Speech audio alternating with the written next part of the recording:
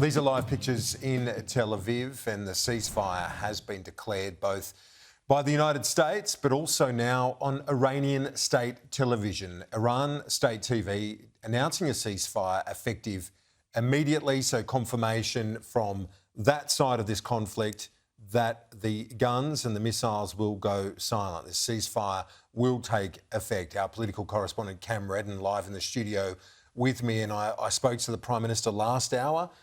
Obviously, he, among other world leaders, welcoming this development. And waiting to see how long it sticks for, Kieran. That really is the critical question here. But the Prime Minister speaking to Sky News in these first comments since the ceasefire was announced on social media by Donald Trump earlier this morning, reiterating Australia supports this ceasefire, that it welcomes moves to de-escalate, and also noting that fundamental position of not wanting to allow Iran to get a nuclear weapon. The Prime Minister in this interview with Kieran elaborating a little more and responding to some of the criticism about the government's early response to this conflict, in particular the response to the US decision on Sunday morning Australian time to go in and target with bunker-busting bombs those 3 Iran nuclear facilities. Remember, it was a holding statement essentially issued in the afternoon. We didn't hear from the Prime Minister on the record publicly until the next day, and the Foreign Minister on Monday morning as well. To put this in some context, we can show you some of the reaction, for example, to contrast with Keir Starmer and some of the coverage in the United Kingdom, where the Daily Mail today, on the front page of its newspapers,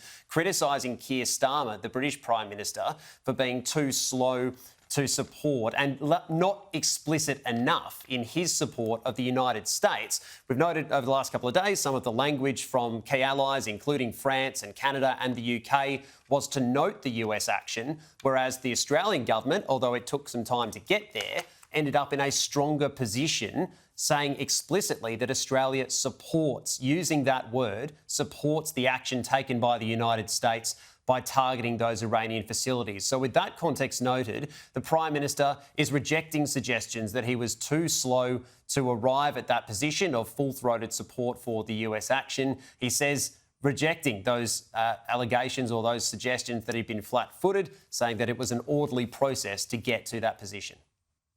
It's been called slow and flat-footed. No, Were you? Only by the usual suspects, Kieran. I run a considered, orderly government.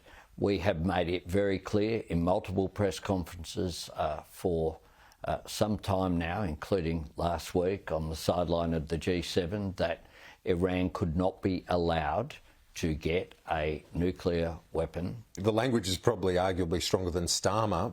But why did it take 24 hours and give the opening to Andrew Hastie and others that have said that you were flat-footed? No, we're very clear. Look, Kieran, there are some in the media who have a criticism of anything that the Labor government does.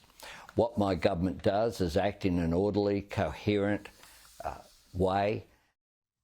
The Prime Minister there pushing back against some of the criticism from Mr Hastie and others, but when you look at the other issues that remain, as you say, and I think quite rightly, Cam, we wait to see, does this hold, the ceasefire? And then there's a lot of uncertainty around both militarily, but for a lot of citizens, civilians, Australians who want to get out. Thousands caught up, Kieran. At least 3,000 in Iran who've registered trying to get out, unable to do so as yet. Roughly 1,000 still in Israel. And the Prime Minister revealing in that interview too that there was a flight leaving Israel this morning that was planned to take Australians out but unable to leave because of complications around the airspace. There have been other issues with Qantas diverting some flights and Qatar Airways, Qatar and airlines around Qatar having to close briefly this morning as well, although that airspace has now reopened. In terms of the broad security level, the Prime Minister, in a statement this morning and in this interview with Kieran too, noting that he is aware and ASIO and the other authorities are monitoring the situation, but at this rate, there will not be a change to Australia's threat or security level, although it is undergoing constant monitoring. The Prime Minister noting that the situation is volatile, not just in the Middle East, but around the world as well. The national terror threat level, is that under review? Well, Given we hear this talk about sleeper cells in the US, is this something you're briefed on? It is constantly monitored, but there's been no change in the national security alert. We continue to have our national security agencies to monitor the situation. The other question that the Prime Minister's been asked is, should he have gone to NATO?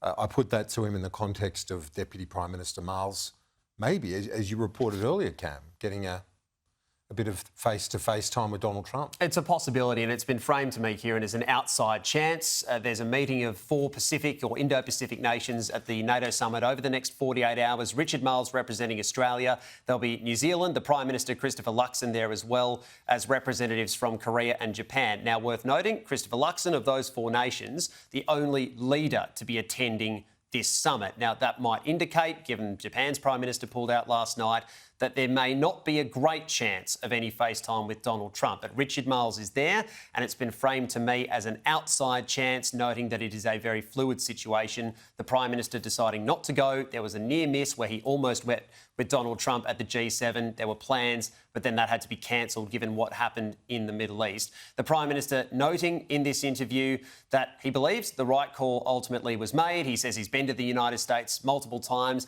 and critically that there is a broad agreement between Donald Trump and Anthony Albanese and the 2 administrations to have a meeting. The details of that, though, yet to materialise, but he maintains that work is ongoing and the 2 leaders will come face-to-face at some point. You must be keen to get that first one-on-one. Oh, look, we can get that personal. We have agreed that we will have a meeting and that will take place at a time that's convenient for both of us. That will be a good thing. Should you have gone to NATO, given he wants to meet with the Indo-Pacific allies? They're not there, Kieran. The President of Korea is not there. The Prime Minister of Japan is not there. In terms of the IP4, 3 of the 4 leaders aren't there. That was a part of the decision-making process that we made.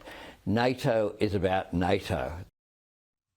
The Prime Minister speaking with Kieran earlier there. So, Kieran, there we go. The Prime Minister explaining in part why he's not at the NATO summit. You would think it is rather unlikely that Donald Trump is to meet with that crew, given they're not the leaders.